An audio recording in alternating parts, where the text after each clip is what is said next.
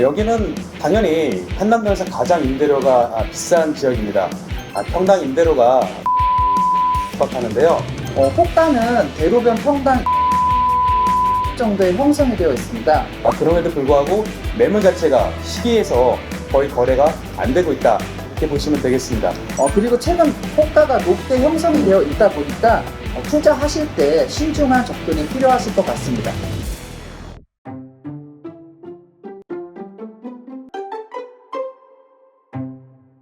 시혜님, 저희 아까 갔었던 꼼대 가로수길은 어떤가요? 꼼대 가로수길은 제1기획부터 한강역까지 한 700m 정도 거리에 형성된 현재 대한민국에서 가장 핫한 상권입니다. 예전에는 이태원 상권의 연장선에서 한강역으로 이동하면서 음식점이나 카페들이 있는 정도의 상권이었는데 2010년에 꼼대 가로수 플래그십 매장이 들어오고 여러 가지 패션 브랜드들이 들어오면서 입소문을 타게 됐습니다. 그런데 최근 몇 년 사이에는 더욱 성장해서 성수만큼이나 핫해졌는데요. 저는 그 이유가 콘텐츠의 힘이라고 생각합니다.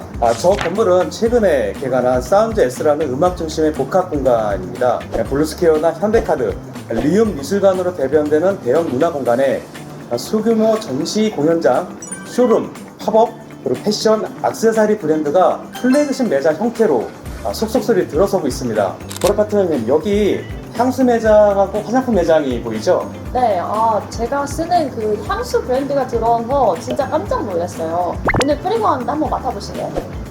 안 나는데요? 많이 불렸는데 이상하다. 패션, 액세서리 매장 중에서 가장 이점을 느끼게 하는 게 화장품하고 향수 매장입니다. 네. 여기에 이렇게 향수 매장과 화장품 매장이 집중적으로 입점했다는 것은 시장에서 보는 한남동 상권의 바로 밑이라고 볼 수가 있겠습니다. 네, 그리고 여기에는 핫플이 굉장히 많습니다. 먼저 문화 콘텐츠를 소비할 수 있는 리움 미술관, 블루스퀘어가 있고, 특색 있는 음식점과 카페로는 나리식당, 썸머레인, 한남작업실, 엔트러사이트 등이 있으며, 쇼핑을 좋아하는 사람에게는 비이커, 온더스팟, 템버린즈 등 하루 종일 즐길 수 있는 다양한 콘텐츠가 형성되어 있습니다. 자, 그럼 이제 임대료에 대해서 알아볼까요? 여기는 당연히 한남동에서 가장 임대료가 비싼 지역입니다. 평당 임대료가 50만 원에 육박하는데요. 이 건물은 임대료가 5,200만 원입니다. 그런데 전용 면적이 111평이니까 평당으로 봤을 때는 48만 원 정도 수준이죠. 저 건물은 작은 건물인데 1층 임대료가 2천만 원입니다. 면적은 40평인데 2천만 원이니까 평당 임대료는 50만 원입니다. 그런데 이렇게 임대료가 높은데도 매물 자체가 거의 없습니다. 시세 조사하는데 상당히 좀 힘들었어요. 그래서 말씀 주신 것처럼 매매가도 대로변에 거래 사례가 없습니다. 매물이 귀해서 그런지 무려 3년간 단 한 건이 없었는데요. 호가는 대로변 평당 2억 5천에서 3억 정도에 형성이 되어 있습니다. 유명인이 투자한 빌딩도 꽤 오래전인데요. 스타벅스 리저브가 입점한 싸이 건물을 2010년에 매입을 했고 현재 호가대로 평가를 한다면 250억 정도로 평가가 됩니다. 사실 이 한남동은 남산 자락이다 보니까 자연경관하고 고도 제한 지역입니다. 그래서 7층 이상의 건축물을 짓기 어려운 지역인데요. 다만 재미있는 거는 워낙 경사가 심하다 보니까 건물의 단차가 심합니다. 앞에서 봤을 때는 4층짜리의 규모인데 후면에 이면도에서 보게 되면은 7층짜리 건물입니다. 이 지하에 해당되는 부분은 용적률의 제한도 없고 지하임에도 불구하고 1층이나 2층에 준하는 임대료를 받을 수가 있습니다. 건물 규모도 키울 수가 있고 임대료의 수입도 늘릴 수가 있는 그런 이점이 있습니다. 다만 건물 전면과 후면 양쪽에 임차 수요가 풍부해야 이런 어떤 전략이 가능하다라고 볼 수 있겠습니다. 네, 마지막으로 한남동 카페 골목에 대해서 알아보겠습니다.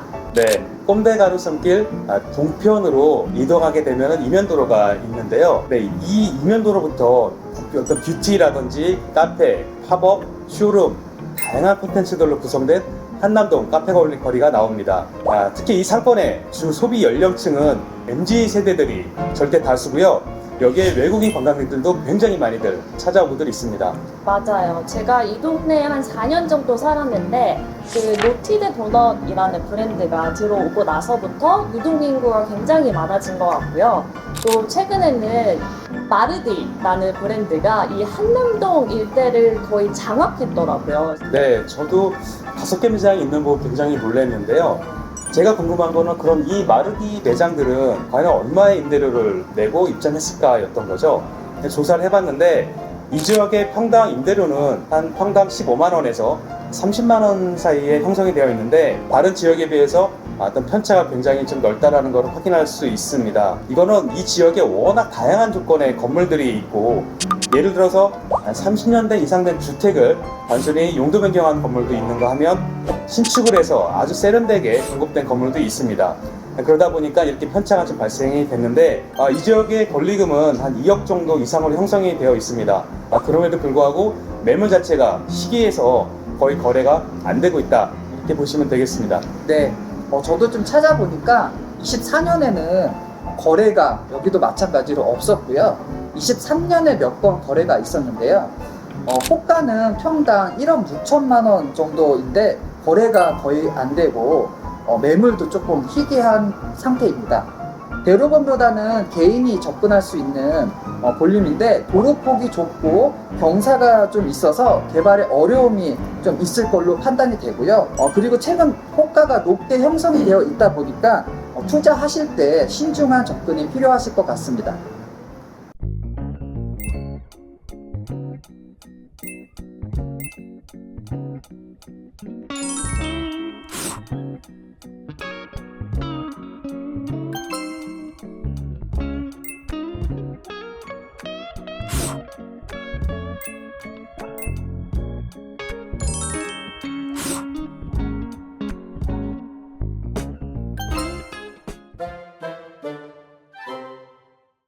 지금까지 알아본 바와 같이 한남동은 성수동과 더불어서 가장 핫한 상권이지만 어떤 특정 브랜드나 특정 업종이 이 상권 전체를 장악하는 것은 사실 조금 경계를 해야 되지 않나 싶습니다. 이런 일이 반복된다 그러면 기존에 개성 있고 특색 있는 매장들이 밀려나서 다른 곳으로 이전할 수도 있는데요. 워낙 콘텐츠가 다양해서 가로수길처럼 몰락하거나 그럴 일은 없겠지만 기존에 개성 있고 특색 있는 이런 매장들이 밀려나는 것들은 우리 모두가 경계를 해야 될 일이라고 보입니다. 그리고 최근 매매가 전무하다시피 한 점도 물론 최근에 빌딩 매매 시장이 침체된 면도 있지만 너무 지나친 가파른 상승세로 인해서 시장에서 관망을 하고 있지 않은가 하는 신중한 접근도 필요하다고 보입니다. 네, 오늘 저희가 이렇게 한남동을 3개 지역으로 나눠서 자세히 살펴봤는데요. CM님, 청수파트너님 너무 고생 많으셨습니다. 저희 다음번에 더 유익한 영상으로 찾아오겠습니다. 샌디의 빌딩 상담소.